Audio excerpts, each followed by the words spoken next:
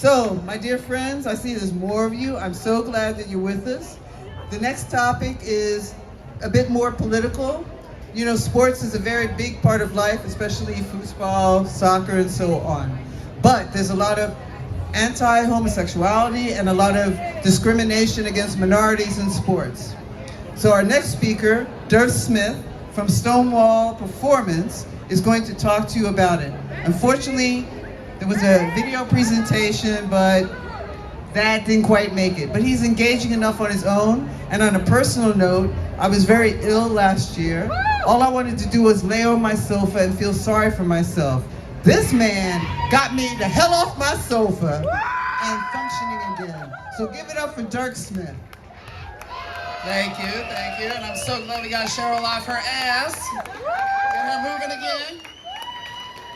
Also, Cheryl, girl, I don't know why you put me after House of Audacity because they were so good. I was like, crap, now I gotta go on stage afterwards. But what did y'all think of House of Audacity? Give them one big round of applause because they were fabulous.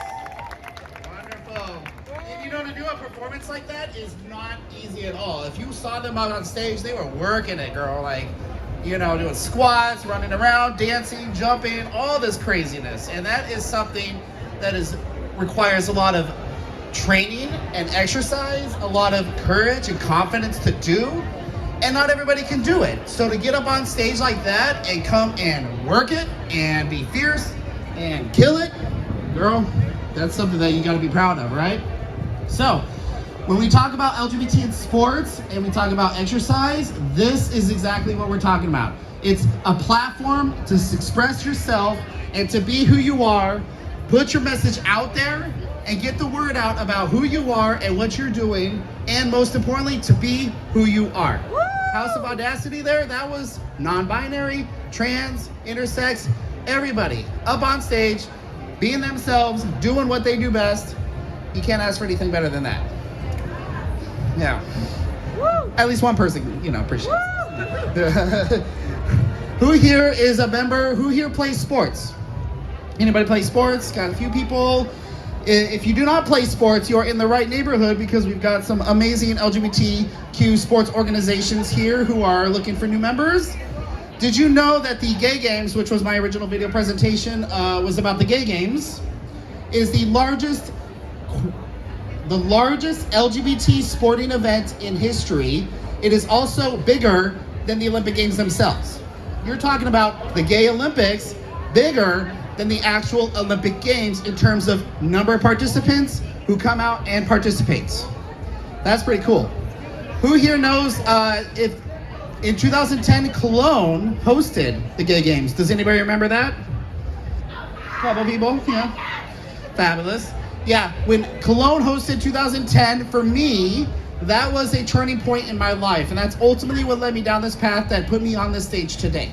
Because before then, when I thought about Pride, I thought about participating as an openly gay person myself, I said, you know what?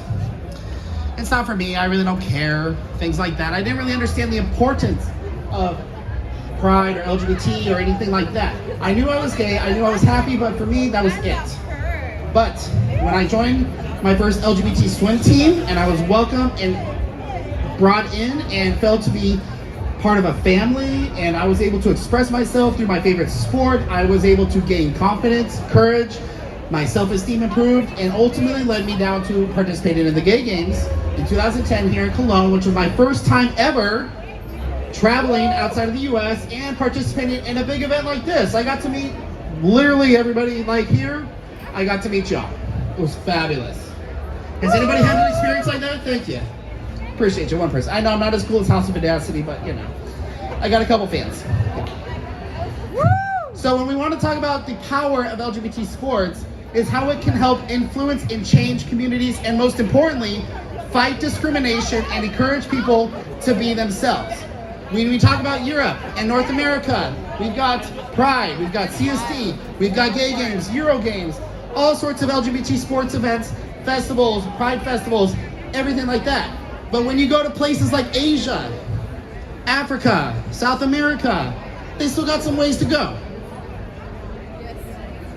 Events like Gay Games have been instrumental and crucial into changing hearts and minds about the LGBTQ community.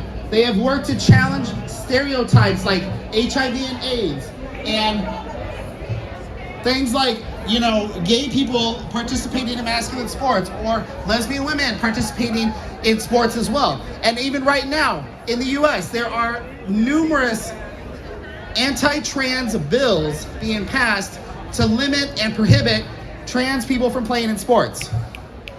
That sucks. That's bullshit, right? I know. Okay. But do you know why?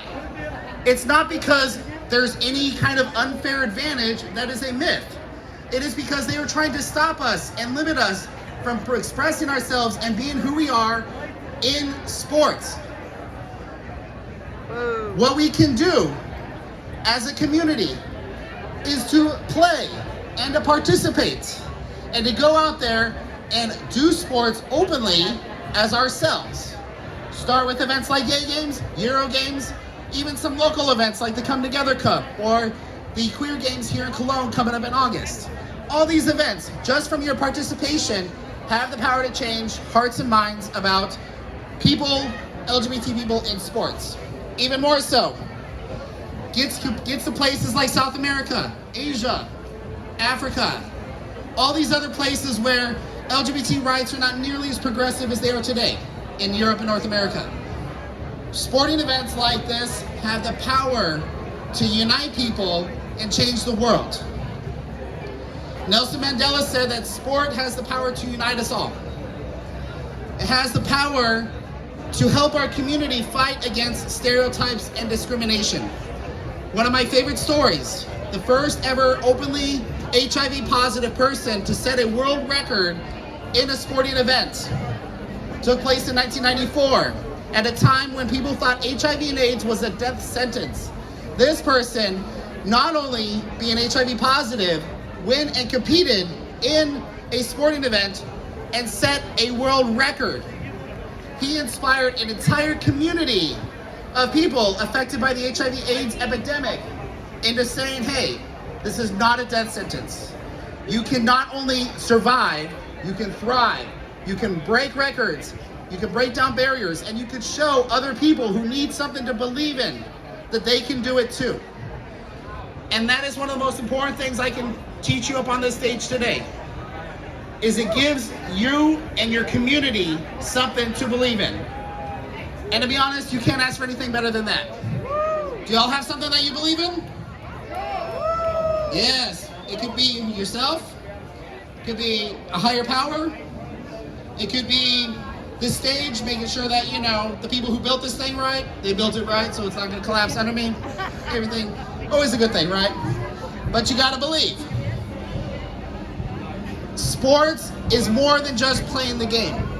Sports is about taking the best of who you are and putting it out there for everybody to see.